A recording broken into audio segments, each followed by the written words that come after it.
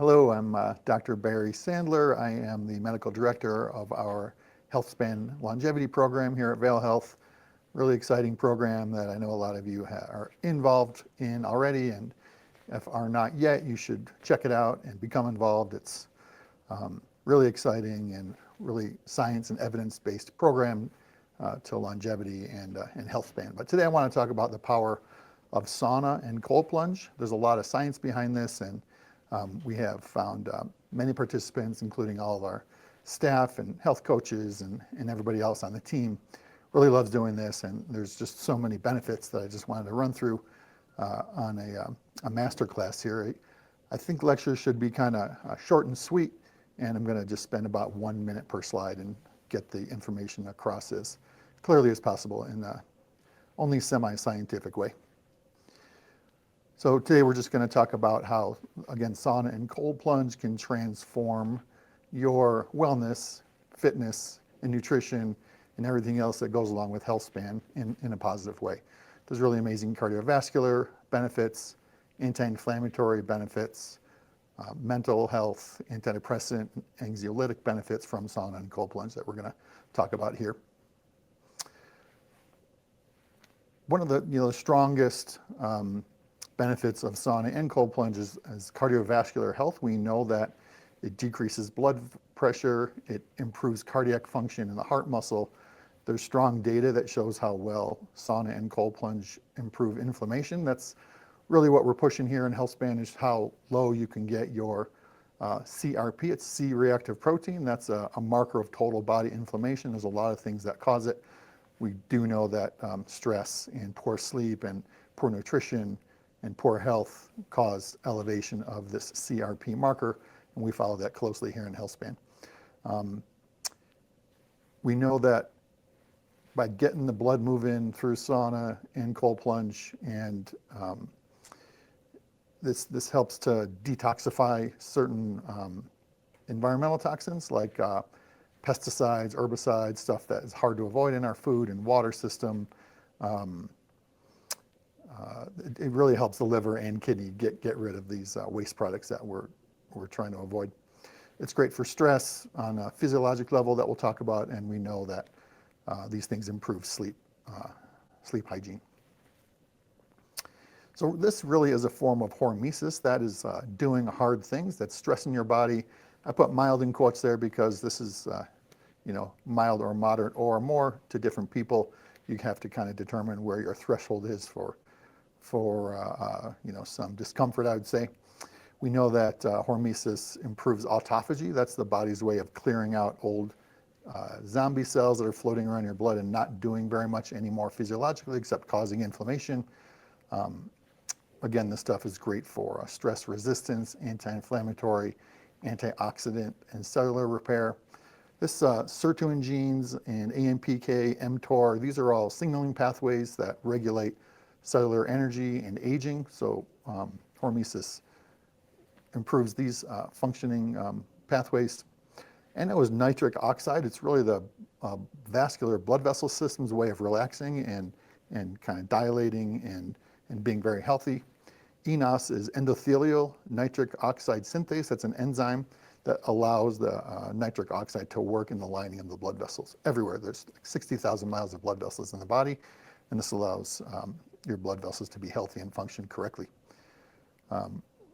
Metabolic flexibility and ketogenesis. This is your body's ability to switch between carbohydrate metabolism and fat metabolism during exercise and during rest. So hormesis helps improve this as well. This is just a quick slide on kind of basic mechanism of hyperthermia. That's elevated body temperature. You'll see WBH, whole body hyperthermia. So initially it activates the sympathetic nervous system. That's like the fight or flight response, which improves or kind of initiates norepinephrine, beta endorphins. These are the kind of the feel-good chemicals and hormones in the blood, growth hormone and prolactin. And then these heat shock proteins are generated in the liver. You get increase in BDNF, that's brain-derived neurotrophic factor, so that literally helps the brain grow. That's neurogenesis, and then neuroplasticity is kind of new connections within the brain, allowing your brain to work better in better ways. And there's a lot of things that promote neuroplasticity, including like psilocybin, MDMA, meditation, transcranial magnetic stimulation. There's a lot of ways to cause this neurogenesis and neuroplasticity. But these things improve vascular and cerebral health. That may cause headaches or pain, improves sports performance, decreases your risk of dementia, absolutely decreases your risk of anxiety and depression and mental health, and improves sleep. A little more science behind sauna therapy and this kind of physiologic responses. Initially, you get a rise in your body temperature.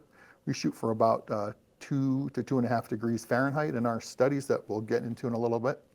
This increases blood flow, again, releasing these endorphins, the feel-good chemicals that decreases inflammation and oxidative stress. It boosts your immune system. These are measurable immune system boosts that we'll talk about. This enhances cardiovascular function, improves pain management. Again, these heat shock proteins are released from the liver that help repair damaged cells and improves autophagy, clearing of these dead zombie cells. There's a lot of genetic factors involved in all these physiologic mechanisms, and we're always talking about how you can regulate your gene expression. So you were born with a certain set of genes, but how you live your life determines how these genes get expressed. So that's really important in what we're doing. We know this sauna improves neurologic and mental health, cognition, and insulin sensitivity. Fascinating that your sauna and cold plunge decrease your risk of diabetes and allows your body to manage carbohydrate metabolism better. This is kind of a cool slide that looks at the certainty based on the randomized controlled trials and the magnitude of effect of sauna. So you'll see on the right top, the highest data benefit is with cardiovascular health. Dementia and sleep, really cool. Right in the middle there, all-cause mortality is improved with sauna, also with cold plunge, but there's more data on sauna. Depression and anxiety, sports performance, pain, and stress is a little bit harder to measure than these other things, but the data is just behind. It doesn't mean that it's any less effective in managing stress. It's just that the data is not quite there yet. This is kind of a landmark study from the JAMA, is the Journal of the American Medical Association, that found a dramatic risk in death, frankly, from sauna use. So there were 2,300 participants. This was out of Finland, kind of the mecca of sauna and cold plunge. 2,300 participants, 19-minute sauna sessions. Sauna just 2 to 3 days per week. Reduced your all-cause mortality by 23%. And if you sauna at least 4 days per week for 19 minutes each session, 40% reduction in all-cause mortality and cardiovascular death. These are enormous benefit numbers that we almost never see in medical studies. This is a study by our friend Chuck Raison, who's a friend and colleague here out of the University of Wisconsin. He did this kind of landmark study on sauna for depression and showed that a single sauna session of around 100 minutes decreased depression, 39% decrease in depression. Even after 6 weeks, there was still these, show this antidepressant effect from a single sauna session. Of course, if you're implementing sauna in your life, you want to do it from the previous slide, 4 days a week, but it just shows how powerful even a single session of sauna can be on mental health. This is another friend and colleague that produced this study, Ashley Mason. This was a feasibility study. She's got another follow-up study coming out soon. But this is in the International Journal of Hyperthermia. I don't subscribe to that one, but Ashley does, and she's published here. She showed that whole body hyperthermia, again, a sauna treatment, combined with kind of traditional psychotherapy we call cognitive behavioral therapy. So 8 sessions of whole body hyperthermia with 8 weekly sessions of therapy showed a decrease in depression by 60% via this Beck Depression Inventory Scale. It's kind of a classic depression scale. So 60% reduction, and this was far greater than just psychotherapy alone. And then 11 out of 12 participants were in remission after this single study, no longer met criteria for major depressive disorder. One other quick study that I thought was interesting about sauna, this was in the Journal of Science and Medicine in Sport in 2007, showed that sauna improved or increased the time to exhaustion in athletes. These are endurance athletes like runners and bikers. So 30 minutes of sauna use that followed training showed a 32% increase in time to exhaustion. These are dramatic numbers. Elite athletes try to get an edge of 0.5% or 1% improvement. Anything they can do, if they can lose a third of a pound, that increases their sports performance. So dramatic numbers shown from sauna use after training. This is a study that we're doing here at Vail Health at the Innovation Center. I'm actually the principal investigator on the chilled study. This is cold and heat investigation to lower levels of depression. We're exploring how both sauna and cold plunge can improve depression. There's a depressed arm, so a subset of patients that have depression. We recently introduced a non-depressed arm, so you don't have to have depression to enter the study. Half the patients get randomized to the cold plunge, so everybody gets sauna, and then half the patients get randomized to the cold water immersion as well. That's just about 2 to 10 minutes for the cold water immersion. The sauna we're looking to increase your body by about 2.5 degrees Fahrenheit. So it's challenging. It's definitely a hormesis challenge, but it's really just the last 5 or 10 minutes that are pretty challenging. We use an infrared sauna it's not like sitting in a dry sauna where it can be pretty uncomfortable. So cool study. If you want to check it out and help us out with the study, that would be awesome. You can find it on the Vail Health website. Kind of switching over to some cold plunge stuff. Again, we know that it boosts the immune system. The cold water exposure increases white blood cell count, natural killer cells, enhances the immunity, measurable levels of decreased inflammatory markers. Again, we're trying to decrease inflammation in our body. This is interleukin 6, interleukin 10. TNF is tumor necrosis factor alpha. These are just kind of inflammatory markers that circulate in our blood. We know that cold plunge improves circulation by constricting blood vessels throughout your body, body's way of conserving blood to the kind of brain, heart, lungs, kidneys. And then once you get out, you get vasodilation or dilation of your blood vessels, and that's kind of like a vascular pump, if you will, that helps to clear out cells in your, all your blood vessels throughout all your organs and muscles and everything. We know that there's a measurable improvement in stress from cold plunge, and cold plunge definitely accelerates recovery. Again, this is measurable stuff by randomized controlled trials. This isn't just our opinion. Quick slide on how cold water exposure can change blood markers and biomarkers. On the left there, you see a decrease in ApoB. That's like a marker of LDL, kind of the bad cholesterol in your blood.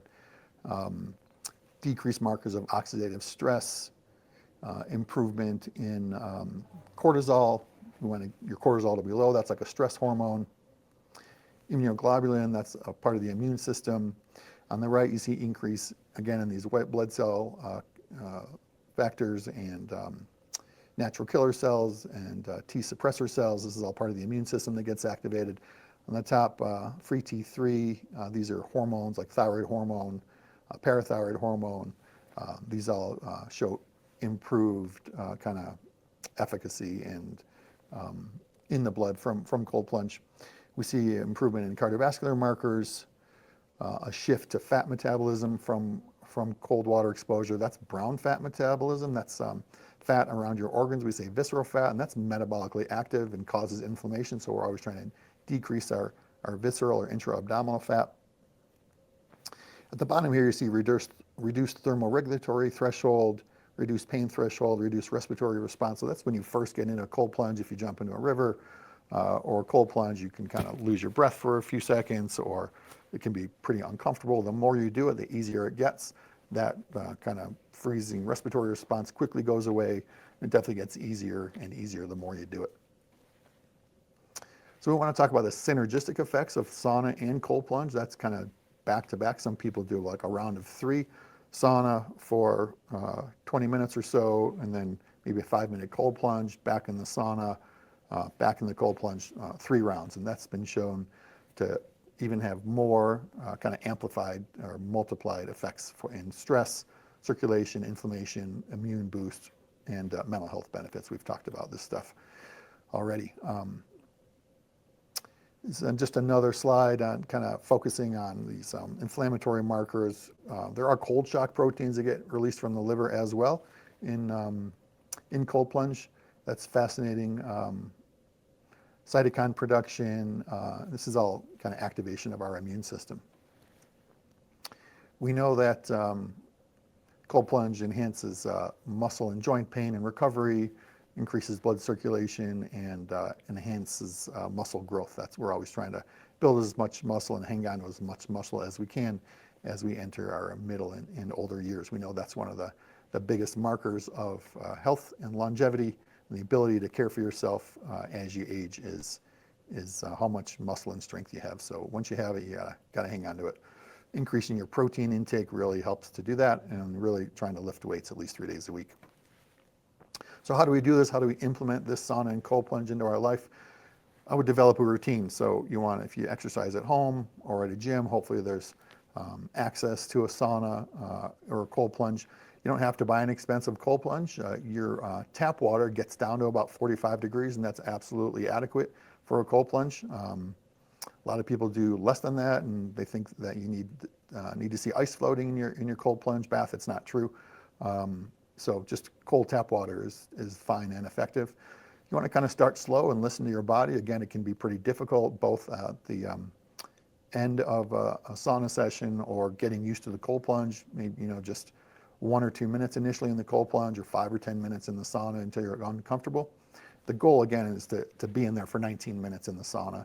You want to get your heart rate up, and it's kind of like a form of exercise. And a lot of athletes use sauna as a way to extend their exercise session. So if you're lifting weights or biking or running, it's a great idea to go straight into the sauna afterwards to keep your heart rate up. And there's actually good studies on paraplegics and quadriplegics that have lost their ability to exercise. That sauna sessions and that tachycardia and increased heart rate and blood pressure that you get from this stuff can really mimic exercise. Of course, you want to be safe and clean. You want to keep chlorine or bromine in your cold plunge, and have rubber mats outside so you're not slipping if you're dizzy or weak after exercising or getting out of the sauna.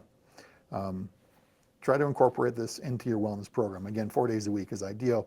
And then track your progress. Things like a Oura Ring that we use, Whoop, wrist strap, Apple Watch or Garmin Watch. These things are great at tracking your parasympathetic nervous system and your sleep and stress and all these amazing kind of newer technologies that we can easily access. And then it's great to incorporate this into complementary practices like Tai Chi, yoga, meditation, sleep hygiene. This is a great way to live your life through this mindful improvement in your health, and how not to forget about these other important holistic practices in your life.